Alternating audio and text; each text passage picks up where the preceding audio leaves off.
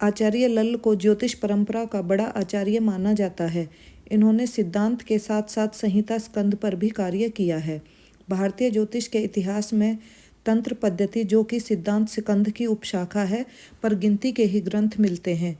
उनमें इनका ग्रंथ शिष्यधिवृद्धिद बहुत प्रसिद्ध ग्रंथ है। शिष्यधिवृद्धिद का अर्थ है शिष्य की धी अर्थात बुद्धि बढ़ाने वाला। नाम, इनके नाम के संबंध में इन्होंने स्वयं शिष्यधिवृद्धिद ग्रंथ के बीज वासना अधिकार में कहा है, जिसके अनुसार इनका स्वयं का नाम लल्ल तथा पिता का नाम त्रिविक्रम भट्ट था।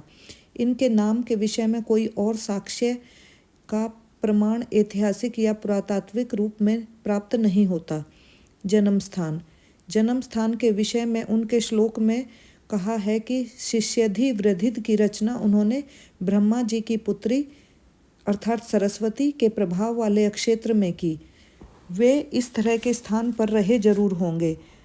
वही आचार्य का जन्म स्थान भी रहा होगा।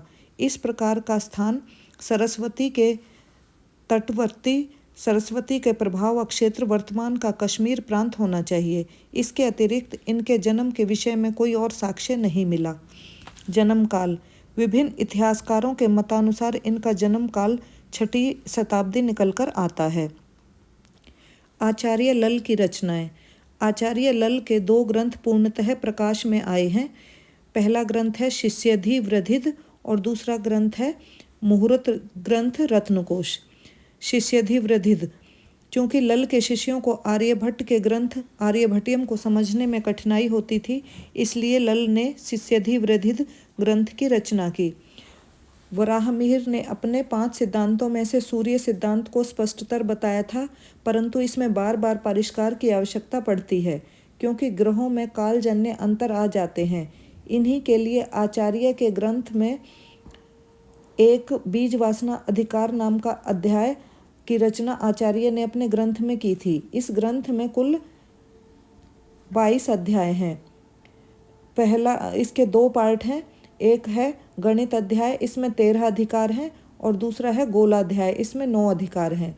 गणित अध्याय के अंतर्गत आने वाले अध्याय हैं मध्यमाधिकार, रविचंद्र स्पष्टीकरणाधिकार, कुजादि स्पष्टीकरणाधिकार, त्रिप्रश्नाधिकार, सोम ग्रहणाधिकार, रवि ग्रहणाधिकार, राहु पर्वा नयनाधिकार, ग्रहोदय अस्तम पौर्णमासी करणाधिकार, चंद्र श्रृंगोन्नति अधिकार, ग्रह युति अधिकार, भग्रह योगाधिकार, व्यतिपात वैधृत्य अधिकार और बीज वासना अधिकार। और इसी के दूसरे पार्ट गोलाध्याय के अंदर आते हैं छेदकाधिकार, गोलबंधाधिकार, मध्य गति वासाधिकार, भूगोलाध्याय, ग्रह भ्रम संस्थानाध्याय, भुवनकोश, मिथ्या ज्ञान निराकरण अध्याय, यंत्राध्याय और प्रश्नाध्याय। मध्यमाधिकार के अंतर्गत ग्रहों की मीन पोजीशन का आनयन होता है और रविचंद्र के स्पष्टीकरण की विधि होती है। पंचतारा के स्पष्टीकरण की विधि होती है। त्रिप्रश्न अधिकार में दिक् देश काल संबंधी प्रश्न, दिग में अलग अलग साधन से दिशाओं का ज्ञान करने की विधि, देश में अलग अलग प्रकाश से अक्षांश के साधन की विधि और काल में अलग अलग प्रकार से समय का ज्ञान, जैसे सूर्य से छाया का ज्ञान, छाया से सूर्य का ज्ञान और छाया से समय का ज्ञान। आचार्य आर्यभट्ट के प्रति इनका अगाध प्रेम और श्रद्धा थी। आचार्य लल्ल ने आर्यभट्ट कृत आर्यभट्टियम को आगम के रूप में स्वीकार करते हुए शिष्यधिवृद्धिद की रचना की। इस ग्रंथ के माध्यम से आचार्य ने ग्रह गणित के सिद्धांतों का नवीनीकरण व संशोधन बीज संस्कार के माध्यम से किया। स्वयं के द्वारा निर्मित वेद यंत्रों की सहायता से ग्रहों का वेद करके गणितागत और वेदागत ग्रहीय निर्देशांकों के अंतर द्वारा बीजांकों का उत्पन्न करने का कार्य अत्यंत प्रशंसनीय है। यही उनका महत्वपूर्ण योगदान भी है। ये ऐसे विद्वान हुए हैं जिन्होंने खगोलीय अयन चलन पर कोई चर्चा नहीं की। रत्नकोश, लल्ल का दूसरा ग्रंथ रत्नकोश एक मुहूर्त ग्रंथ है।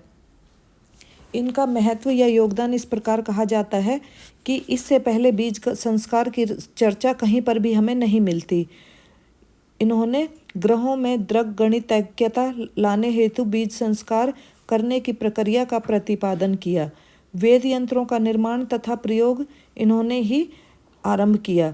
इससे सिद्ध होता है कि वे सिद्धांत ज्योतिष के पंडित और खगोल के ज्ञाता होने के साथ साथ अन्वेषक अर्थात रिसर्चर भी थे।